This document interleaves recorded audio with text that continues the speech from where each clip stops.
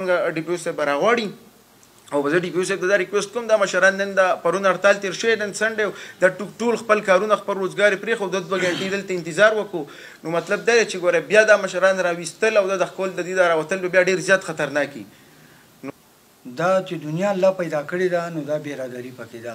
قصاب یو کس نه دی، قصاب قوم دی.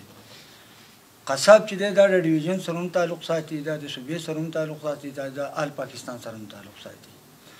اوس سیاسي مسلې شوې او یا اندروني مسلې شوې نو دا د هر سړي خپلې مسلې ده او دا د هر چا خو په دې پورې په یو قوم پورې نښاتل نه دي پکار.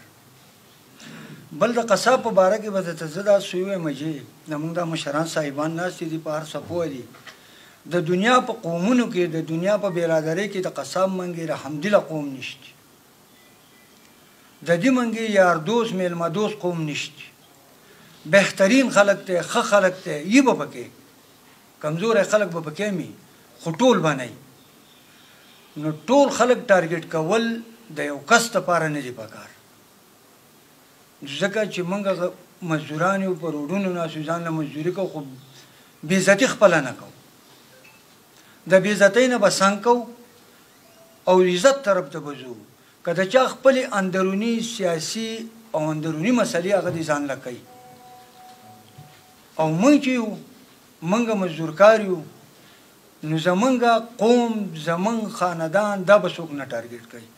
دا زمونږ دپاره د یو غټ افسوس خبره ده، د ډېر پریشانۍ او د خفګان خبره ده. زمونږ دا مشران صاحبان ناست دي نو زه یم چې په دنیا کې هر نمونه قوم شته الحمدلله او هر نمونه خو د قصاب قوم به په سري، قصاب قوم به په سري. نو زه یم چې د قصاب قوم ټارګېټ کول نه دي پکار. که د سړي خپله اندروني مسله هغه دې کوي، که ظاهري مسله هغه دې کوي، که سیاسي مسله هغه دې کوي خو قوم دې زمونږ نه ټارګېټ کوي. نو په دې وجه موږ یو درخواست کوو، سوال کوو د خپلو علاقې مشرانو ته، په هغې کې ډي پي او صاحب دی، ډي آی جي صاحب دی، کمیشنران دي، دا ټول هغو ته موږ درخواست کوو چې زموږ قوم بېعزته کېږي نو زموږ د قوم د بېعزتۍ تاسو مخنیوی وکړئ او زموږ د قوم تاسو کم از کم لږ سپورټ وکړئ، زموږ قوم نه ټارګېټ کېږي. او کس ته په موږ چې خبرې مبرې کوي سپکې سپورې وایي. موږ دا ملګري راغلي یو، دا د تحصیل کابل د قصابانو صدر دی، دا د دیولۍ د قصابانو صدر دی، دا زما پلار ناستی دی د ملاکنډ ډیویژن د قصابانو مشر دی. موږ د تنظیم په سطح باندې راغلي یو، خپل تپوس کوو. زموږ به د سره 2 ورځې ټایم وي، که ده زموږ سره خپله مسله واره کړه ټیک ده، که واره نه کړه موږ به عدالت ته ځو. د تنظیم د طرف نه به موږ په ده باندې کیس داخلو، های کورټ ته به ځو، سپریم کورټ ته به ځو، د ده نه به خپل تپوس کوو د خپلې بېعزتۍ چې دی زموږ بېعزتي ولیکئ. د هغه سره یې ځان خپله مسله ده. اوس دا خو په دې قصابیان دي، دا خو 200 خاندانونه دي په دې کې، څوک په څنګه څوک په څنګه، څوک په بمباران وي، څوک په ښه څوک په بدي. نو لکه مطلب دا دی چې لکه دله دا نه ده پکار چې د 200 خاندانونو ته کنځل کوي.